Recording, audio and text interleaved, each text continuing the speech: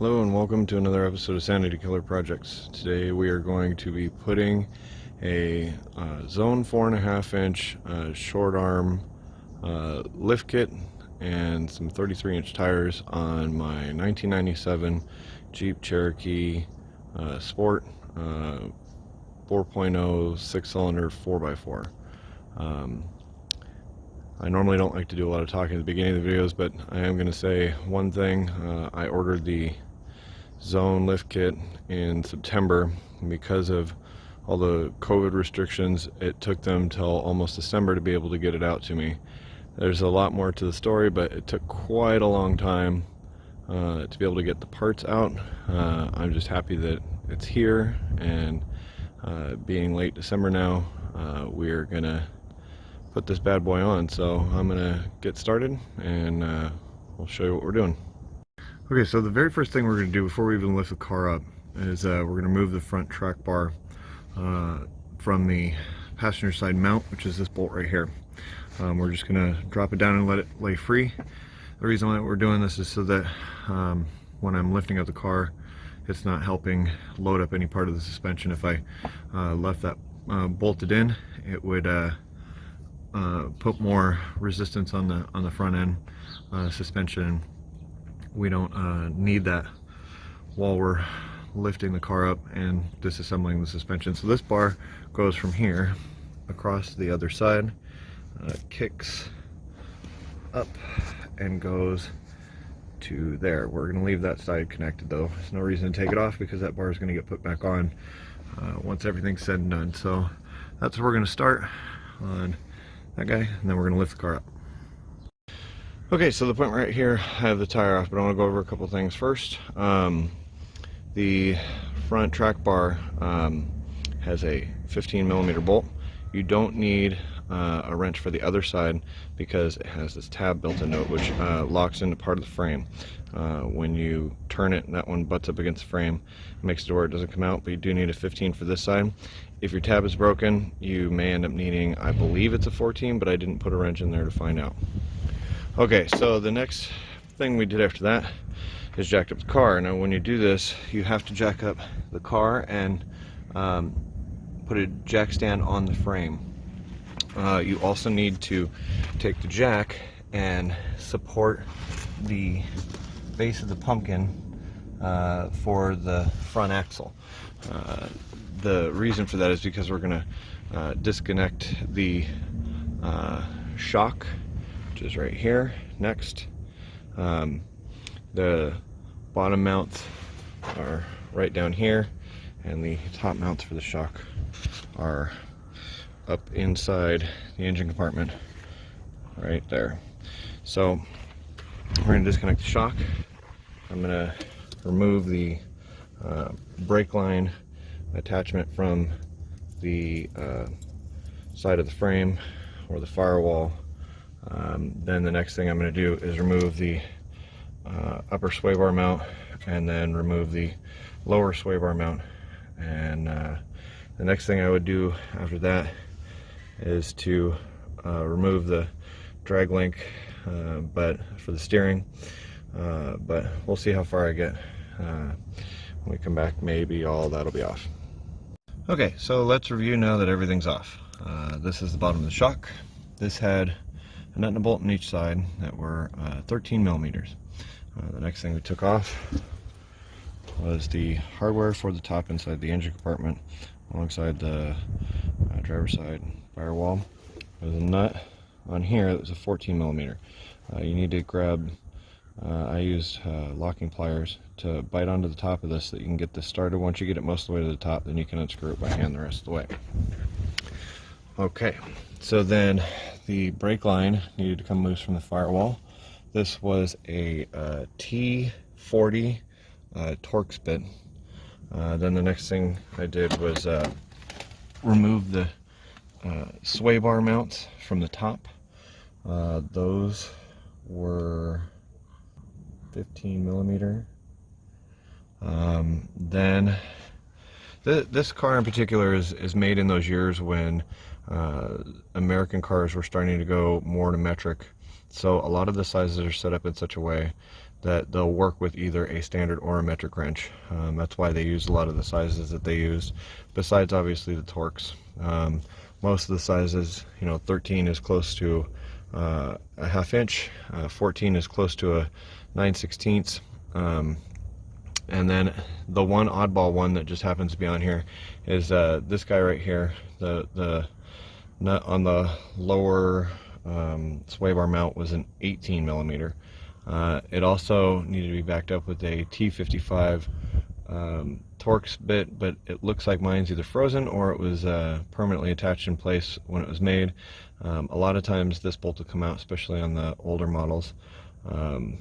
Then the arm for the steering link, that was a 19 millimeter or 3/4. You back this guy most of the way out of the hole and then use the castle nut to bang it down. I've been trying to save all the parts, so I've been real careful with everything and made everything to where it's potentially reusable. Obviously a cotter pin should be replaced if you have the ability to. So the next thing that's going to happen is I need to remove the clip from the bottom of the coil spring and remove the hardware from the lower control arm. Once that's done, we'll lower the jack and the spring, the old shock and the lower control arm will be able to drop out of it, and then we can start reinstalling parts. Okay, so here we have it. At this point, the retainer clip for the spring has been removed. Also the lower control arm has been removed. The mounts for the lower control arm, if you're going to use an American size, it would be 7/8. That didn't quite fit right though. It was actually a 22 millimeter. So what I did was I used a 22 millimeter socket and an adjustable wrench. It was the easiest way to get everything to fit and work without having anything sloppy, because I'm fairly certain we have to reuse these bolts. I'm not sure, I'll have to double check the kit. And then the retainer for the spring, which was right here, I believe it was a 13 millimeter. That guy right in there. So now comes the fun part. Now we're actually going to lower the jack that's holding the pumpkin, and when this happens, everything will start coming loose. Alright, so now we got to lower the jack and all the parts will drop out. So the shock came out of the upper mount and is now free. Shock is out, and the spring is now far enough away that it can come out. At that point, most of this is disassembled from the driver's side. Be careful when you're dropping this not to overextend it so far. If you go all the way to the ground, you'll break the brake line. I have it still supported by the jack, and I'm not so high off the ground that I can't do that. So next we'll start to do some of the assembly stuff. Alright, we're at the point where we're going to start installing stuff. I want to go over a couple of things before we get too far into the install. We're doing a Zone 4.5 inch short arm lift kit. The reason why that I chose this particular kit is because from everything I've looked into, my 33 inch tires should fit, since I already have trimmed back fenders. Also, part of the reason why I picked Zone over other people is because they're an American made manufacturer. They're made by a company called Sports Truck USA Inc. That company also makes BDS suspensions, which is their higher end line. They also make JKS sway bar disconnects. So the Zone is a good quality American made product, and it's the economy line for that company. With the BDS system, you're going to spend over $2,000 on the lift kit, but the advantage of that lift kit is it's warranted for life. This particular lift kit is not warranted for life. It's just a lower end lift kit, but it is made by the same company that makes all the other stuff that company makes. They make good quality springs and shocks, so that's why I went with this particular company. Okay, so for their instructions, they say that on the lower spring mount that they want you to drill a 5/16 hole, and then they provide you with a self-tapping screw.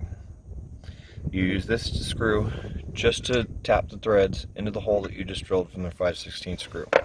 Then the kit comes with 2.5-inch bolts to install the coil spring spacer, which is down at the bottom of that coil spring there. So this coil spring is going to go in exactly as it looks. The tight side of the coils is going to be up towards the top of the upper snubber, and then once it is all in and set, there's a block that's going to sit on this mount, and then that'll get installed and tightened up once everything's lined up and in place. At the moment I have to shift the axle because the alignment between these two has shifted back when I load everything down, so I got to push this all forward, get everything up in place, and install everything. So I'm going to install that. So after you get the coil spring installed, with the clip that's in the back there and the bolt through the center for the new bump stops, the next thing you do is install the lower control arm. This goes back in exactly as it came out. At this point though, you just put in everything snug on the lower control arm. Bolts go in until they're tied up against the sides, but not squeezing down on anything yet. The reason for this is because you don't want to throw your geometry off of your front axle. So you set everything just snug so that it's held in place. And then once everything's on the ground, you go back in underneath the car and tighten everything up. Also, the new front shock is in, same original bolts, and then all new rubbers on the brand new zone shocks, and then new hardware on the top. So the next thing we're going to do is add some of the relocation brackets and mount up a new sway bar mount. There's some relocation brackets for the brake lines that are going to go on, so that'll be next. Okay, so we're almost done with the front. I just wanted to show all of what was done. I installed this bracket to drop down the sway bar mount so that it all matches up. We put the brake line extensions on, and we reinstalled the drag link, but I have it on here temporary because I've only done the one side. I'm going to drop the car all the way down once I have the tire on this side, and then we're going to back the car up and then move all my plywood over because I'm out here in the dirt. It's the only way to do it right now. This car is going to be too tall to fit in my garage, so I have to do it this way. And most people usually have enough equipment to do one side at a time anyway, so it makes more sense for me to have done it that way. So this side, the setup on everything is done. The track bar is still hanging on the other side. They tell you to move the mount hole for it, which I'll show you right here. They tell you to move the mount hole for it 3/4 of an inch, and they tell you to use a 13/32 drill bit. So as of right now, that's going to stay off also. But at this point, I'm going to jack up the axle, and I'm going to put wheel spacers on it and fit on one of the new tires, and we can see what it looks like with everything done.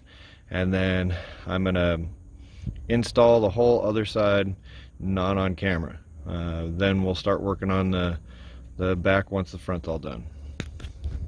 Okay, so here it is with the new tires on it. These are 33-inch tires off of a JL 2018-2019, I think, JL Rubicon. They're the stock tires that came with the Rubicon, but not the stock tires that came with this vehicle. I knew there may be an issue with the bumper because the bumper was sticking so far into the wheel flare. So I'm going to end up having to take the rear bumper off. And you can see the difference.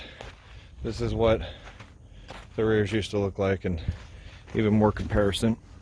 I'll roll the original stock tire in front of it. That's what the stock tires used to look like. So it's significantly higher.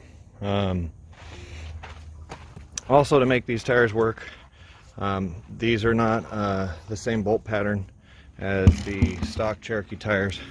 So I had to put smallest wheel spacer I could get in there, which is 1.25 inch wheel spacers. So as of right now, this tire is done, and I'm going to work on the rest of the front end, and then we'll start back up on the rears. Okay, so I have completed the entire front end. Steering link is reattached over there. The track bar is reattached over there. The one thing I did want to note when I did this, I had the spacer block on this installed upside down. I've since fixed it. The other side is also complete, and as I mentioned before, I did end up having to take the bumper covers off on the side to make it fit properly. Otherwise, there was not enough room to fit tires and have all the clearances that I needed. And now everything fits, so we'll go ahead and start on the rear.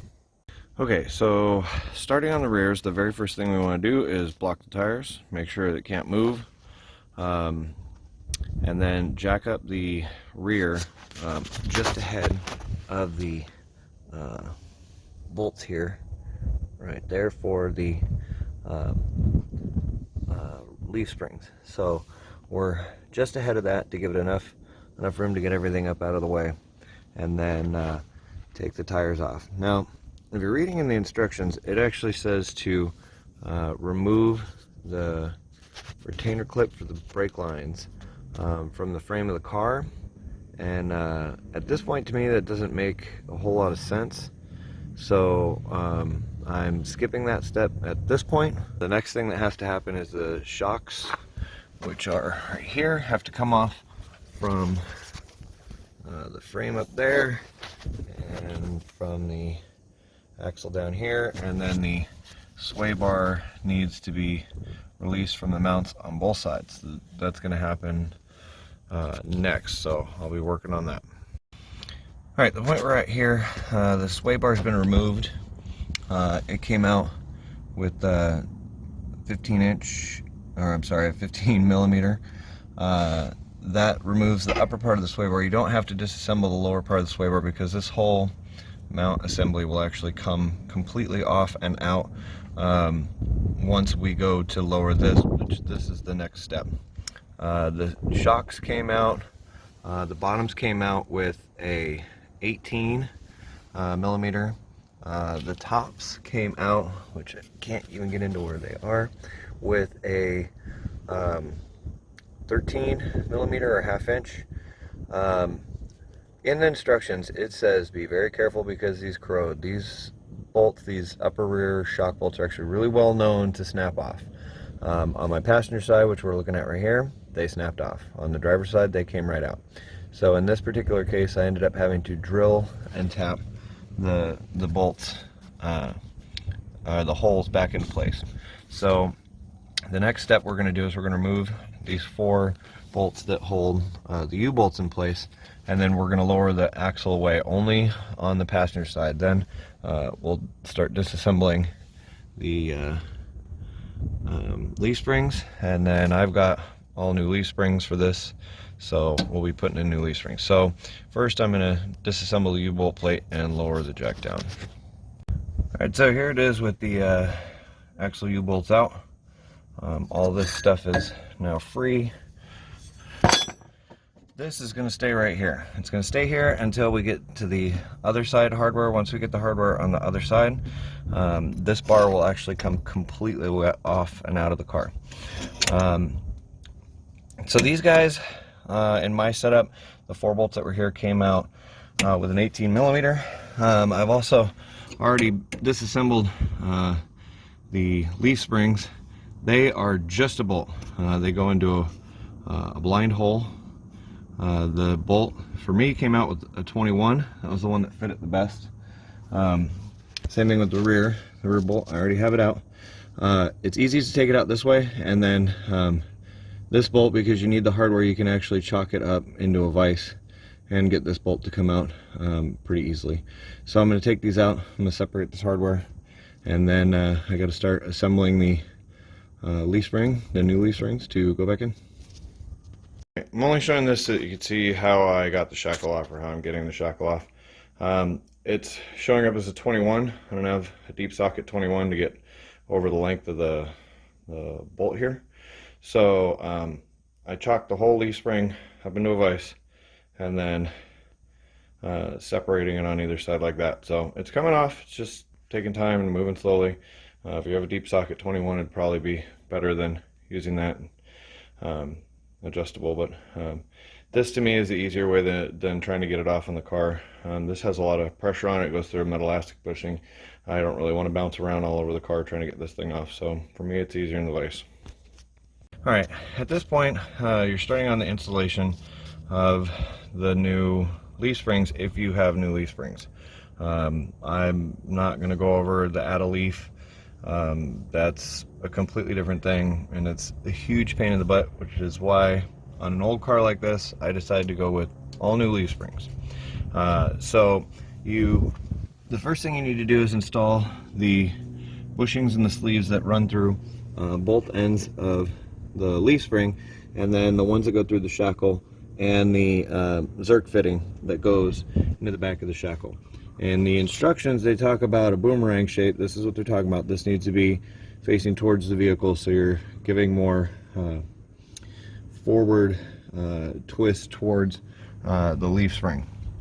What I've done so far is I've done all of that and installed the front bolt. The reason why I haven't installed the back bolts is because in the space where the rear shackle is going to go, there are a couple bolts in there, and those threads get in the way, so you actually need to cut them off so that you don't lose travel on your suspension. There it says one, there are actually two. There's one here, there's one higher up in the pocket. So once that's done, I'm going to use the jack to help me out and lift the whole assembly back into place. Even though the U-bolts still aren't attached, it's the easier way to do it. For this kit, you end up reusing the plate, and you don't end up reusing the U-bolts. It comes with new U-bolts and new U-bolt hardware. We'll get to that once we get to that point. But at this point, I'm going to cut those bolts off and then start assembling the rear.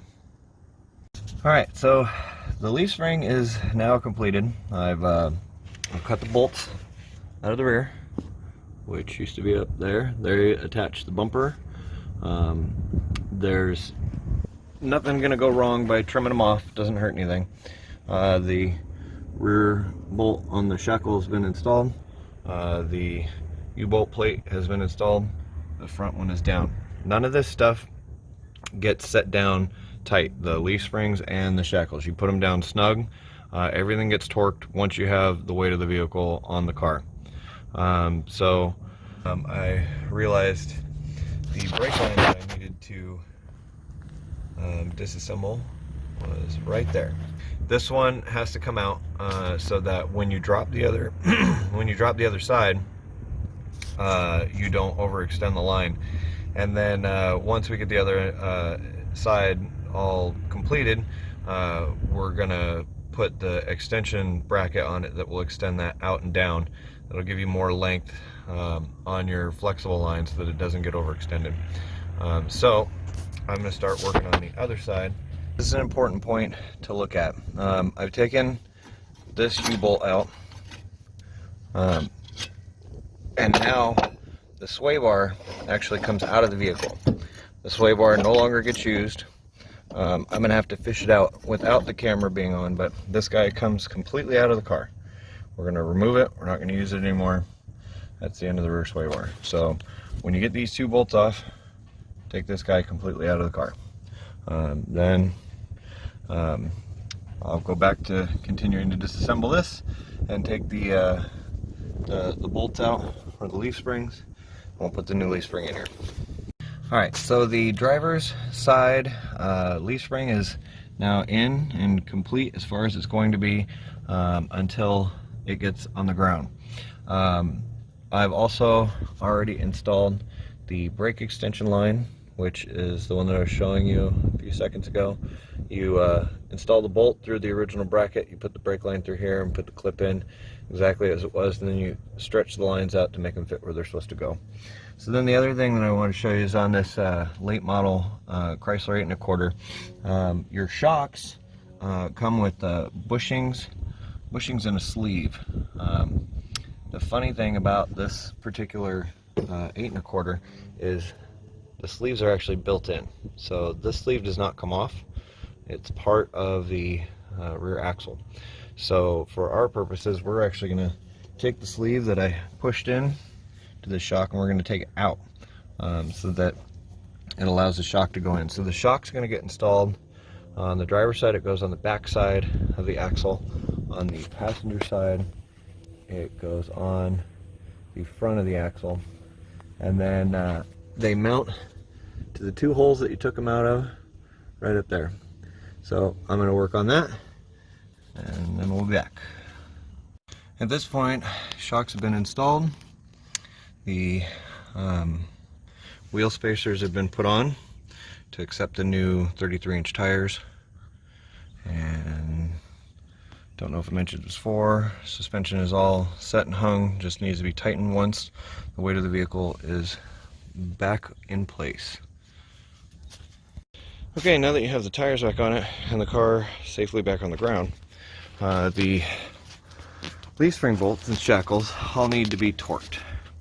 The upper ones need to go to 80, the upper shackle on the rear needs to go to 80, the lower end of the shackle needs to go to 80, the front bolt for the leaf spring needs to go to 110, and the bolts for the tops of the U-bolts, or the nuts for the tops of the U-bolts, need to go to 75 each.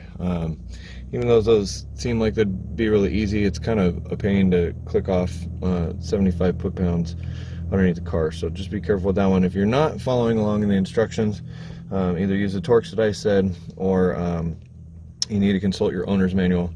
When you're tightening up parts on your suspension, it's actually really important to make sure that your bolts are torqued to a specific torque so that nothing rattles loose while you're driving down the road. So once that's done, the last thing that has to be done on this is the transfer case drop brackets that go on your crossmember. The reason why I'm showing you this already is because one side is bolt and the other side is a nut. That stud on the other side needs to come out. So you either gotta double nut, jam it up, and then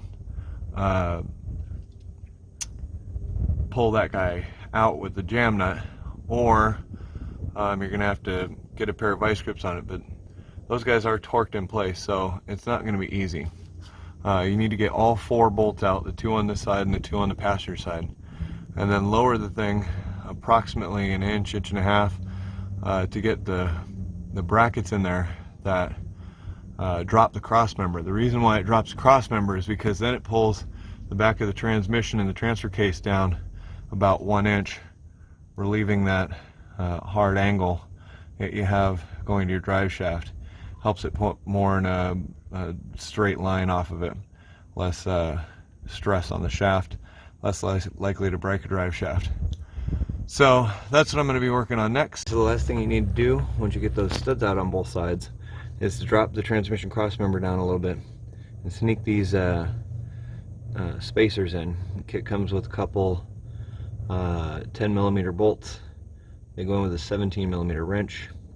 You put them in on both sides, and then that helps correct your driveline angle so it's not as steep, not as hard of a bend going up to the drive shaft which is back there.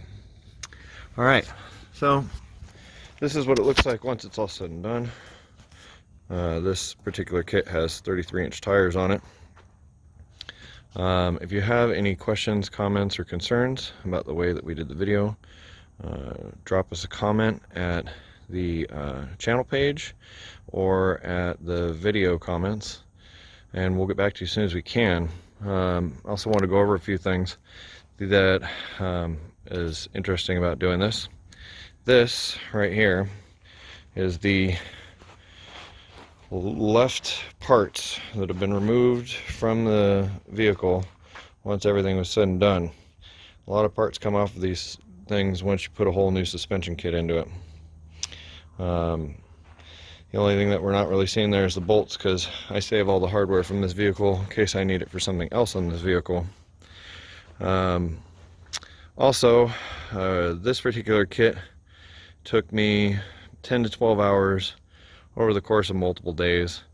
If you're an experienced mechanic, you know the suspensions. You could easily get these in 8 hours or less. In my particular case, the reason why it took me so long is because I was following the instructions, doing it exactly the way Zone was expecting it to be done, and then making videos at the same time, which slows the course of everything down. I probably could have put this in a day or over a weekend. Weekend's probably more realistic if you're not planning on dedicating your entire time to it, especially if you use air tools. I try not to use air tools when I'm making these videos.